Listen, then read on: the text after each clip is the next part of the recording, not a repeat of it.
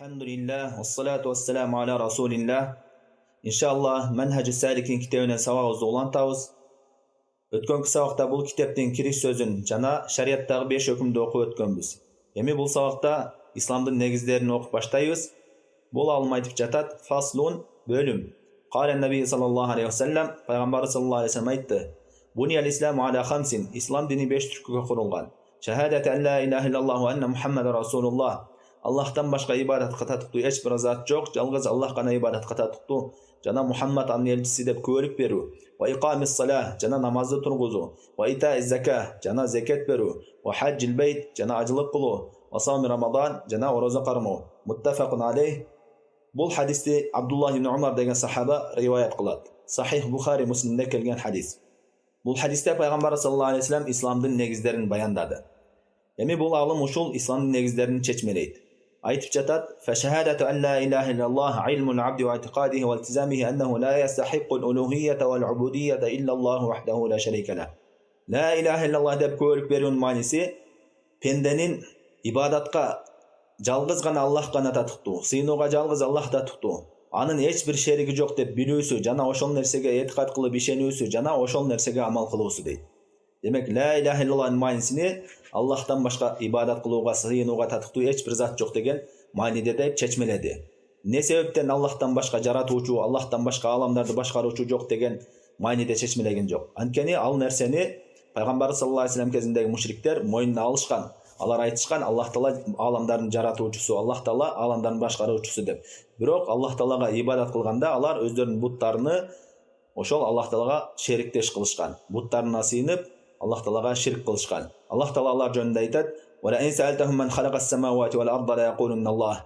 Эгерде алардан, мушриктерден жер асмандарды ким жаратты деп сурасаң, алар Аллах Таала деп айтышат дейт. Мындан улам түшүнөбүз: ла иляха иллаллахтын мааниси Аллахтан башка ибадатка, сыйынууга татыктуу зат жок деген мааниде.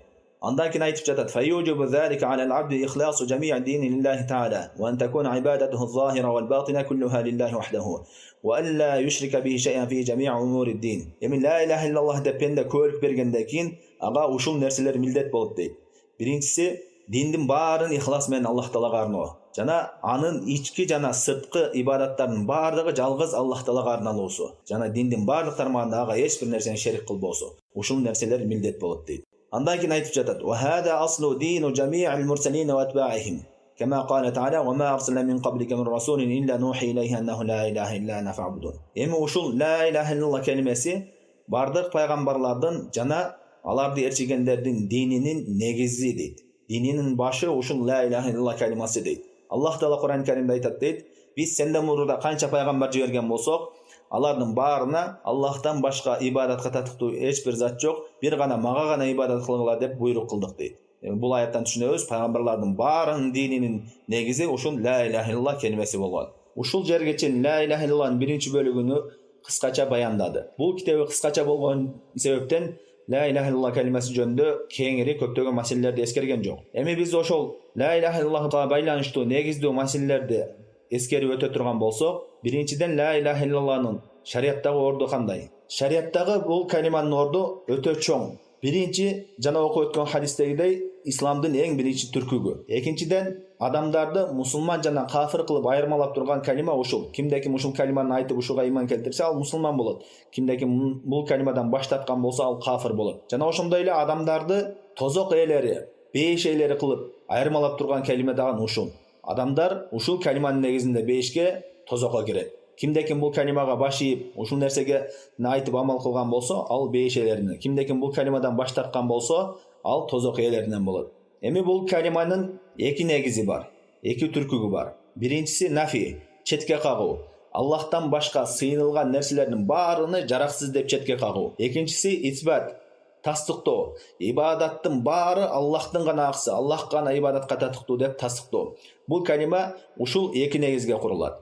Аллах Таала Ибрахим пайгамбар жөнүндө айтат: "Ва из кала Ибрахиму ли абихи ва кавмихи иннани бараун мимма та'будун илля аллази фатарани фа иннаху сайяхдин ва жa'alaha калиматан бaqiyatan fi aqibиhi la'allahum yarji'un." Ибрахим алейхиссалам өзүнүн атасына, атасы бутпарас болгон жана коомуна ушундай деп айтты: "Мен силер сыйынып жаткан нерселердин баарынан аруу тазамын" дейт. Бир гана мени жараткан зат, ошол мени туура жолго баштайт. Мен ошого гана ибадат кылам деген мааниде айтып жатат.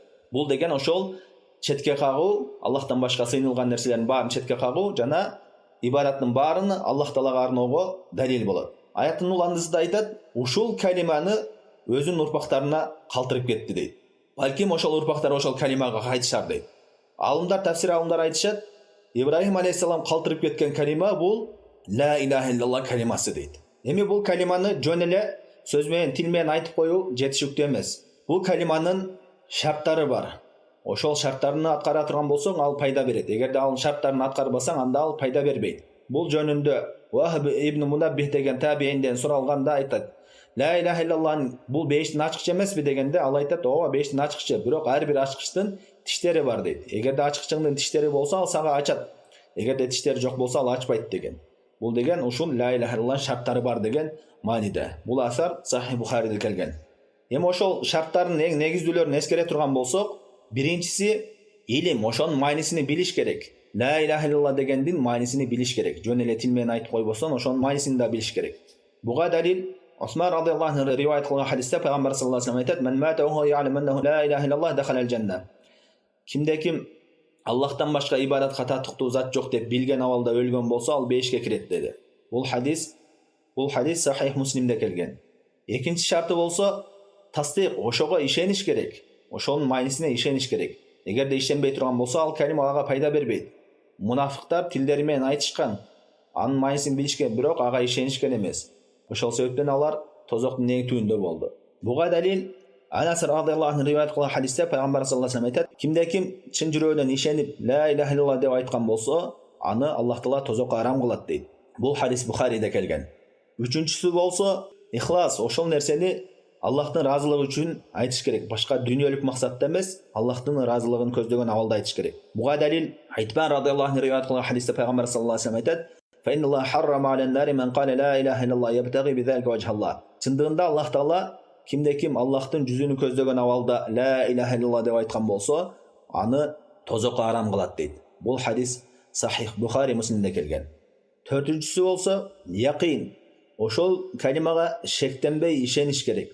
Буга далил Абу Хурайра радиаллаху анху риваят кылган хадисте пайгамбар саллаллаху алейхи ва саллям айтат, "Ман лақитаху вара хадал хаит яшхаду ан ла илаха иллаллах мустайқинан биха қалбуху фа абширху бил жанна." Абу Хурайра айтып жатат, бул дуалдын сыртында ла илаха иллаллах деп чын жүрөгүнөн ишенип, шектенбей ишенген адамга жолуксаң, аны бейиш менен сүйүнчүлө дейт. Бул хадис Сахих Муслимде келген. Бешинчиси жакшы көрүү. Ушул калима далалат болгон нерсени жакшы көрүш керек, жакшы көрүү менен кабыл кылыш керек. Буга далил Аллах Таала Кур'ан Каримде айтат, "Ва минан наси ман яттахизу мин дуниллахи андада юхиббунахум ка хуббилlah валлазина аману ашадда хуббан лилlah." Адамдардын арасында ушундай адамдар бар дейт. Алар Аллахтан башка өздөрү сыйынган нерселерни Аллах Тааланы жакшы көргөн сыяктуу жакшы көрүшөт дейт. Ал эми Аллах Таалага ыйман келтиргендер алардын ошол буттарын жакшы көргөндөн дагы Аллах Тааланы көбүрөөк жакшы көрүшөт дейт. Демек, бул калиманы жакшы көрүү, бул калиманын шарттарынан. Ушул калиманын негизги шарттары.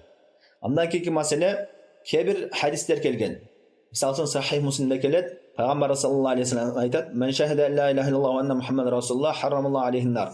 Кимде ким ла илаха иллаллах Мухаммад расулуллах деп көөлүк берген болсо, ага Аллах Таала тозокту арам кылды деп айтат.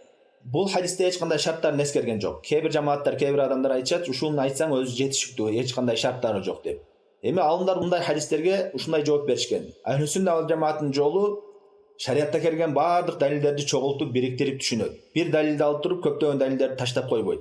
Пайгамбар саллаллаху алейхи ва саллям бул жерде эскерген эмес болсо, башка хадистерде, азыр окуп өткөн көптөгөн хадистерде шарттарын эскерди.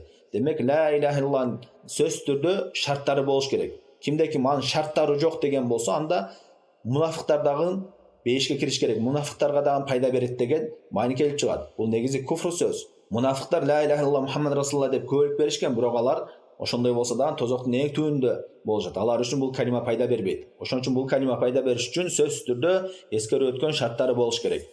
Андан кийинки маселе, Ахли сүннат ва жамаат акыйдасында ла илаха иллаллах Мухаммад расулуллах деп көөлүк берген кээ бир мусулмандар дагы тозокко кириши мүмкүн деген ишеним. Буга көптөгөн далилдер келген.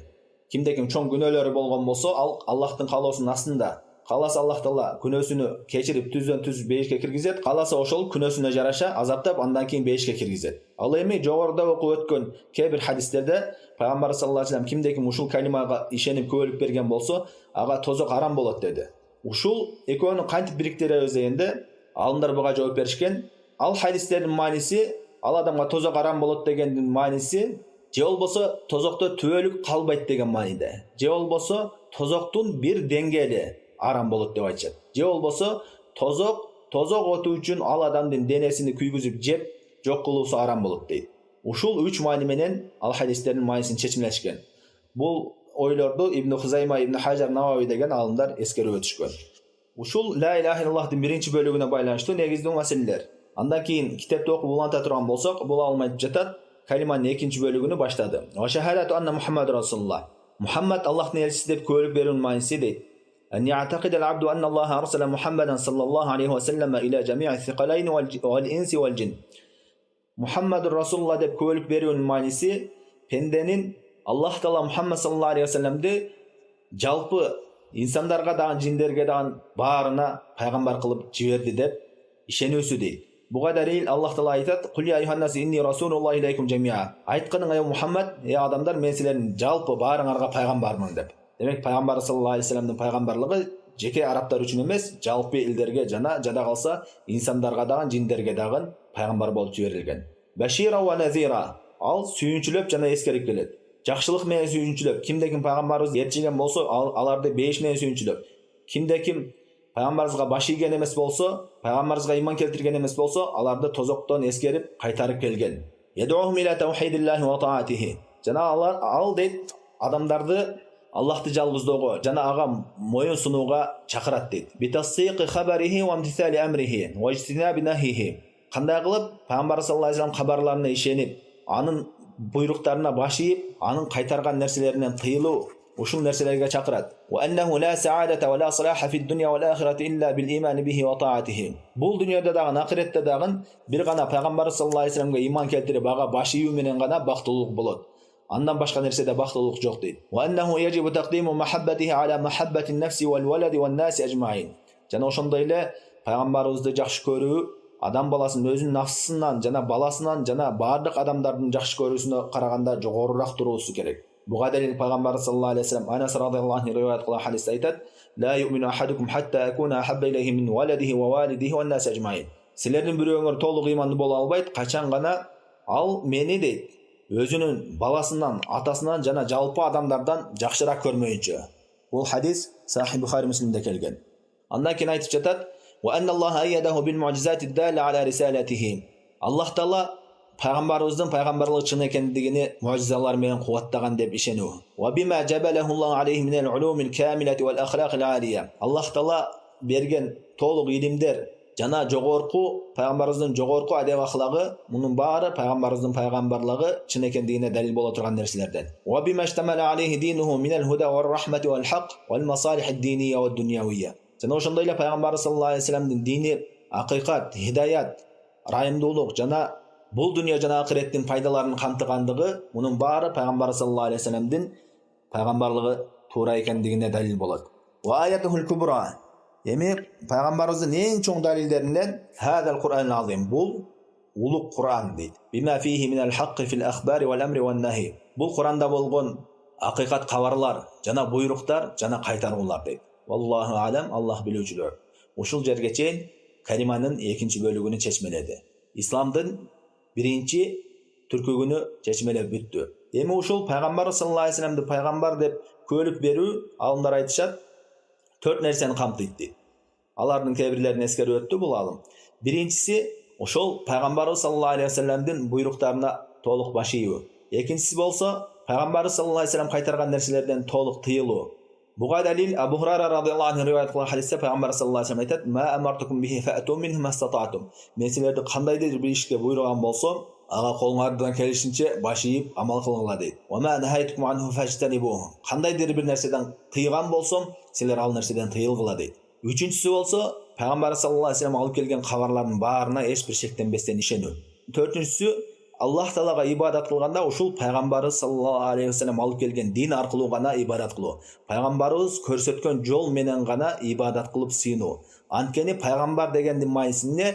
Пайгамбар деген ушул адамдарга Аллах Таалага кантип ибадат кылууну үйрөтүш үчүн, биринчиден Аллах Таалага ибадат кылууга чакыруу үчүн, экинчиден ошол ибадат кылууну кантип ибадат кылабыз, ошол нерсени үйрөтүш үчүн жиберилген ошол пайгамбар болот. Демек биз ибадат кылганда ар ким өзүнүн акылынан чыгарып алып, же болбосо кандайдыр бир жамааттарды, кандайдыр бир адамдарды ээрчибестен, ошол пайгамбарыбызды ээрчип, пайгамбарыбыз кандай көргөзгөн болсо, ибадат деген нерсесинде ибадат кылып, ибадат эмес деген нерсесин ташташыбыз керек. Пайгамбарыбыз таштаган нерсесин ташташыбыз керек.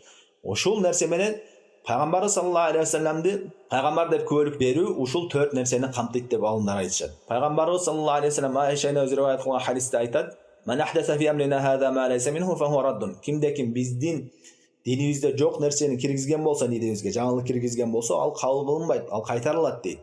Башка риваятта "Ман амила амалан лайса алейхи амруна фахуа раддун." Кимде ким биздин динибизде жок болгон бир амалды кылган болсо, ал кабыл кылынбайт, кайтарылат дейт. Демек пайгамбарыбыз алып келбеген жол менен Аллах Таалага ибадат кылсак, ал кабыл кылынбайт, кайтарылат. Ибадатты бир гана пайгамбарыбыз көрсөткөндөй гана кылышыбыз керек. Ушул жерге чейин исламдын биринчи негизи жөнүндө кыскача сабак. Эми иншалла кийинки сабакта намазга, исламдын экинчи түркү болгон намазга киришебиз. Намаздан мурда намаздын шарттары, даарат, усул, ошол маселелерге киришебиз. Аллах Таала барыбызга ийгилик берген болсун. Саллаллаху алейхи ва салlam ала хайр халқи Мухаммад ва ала алейхи ва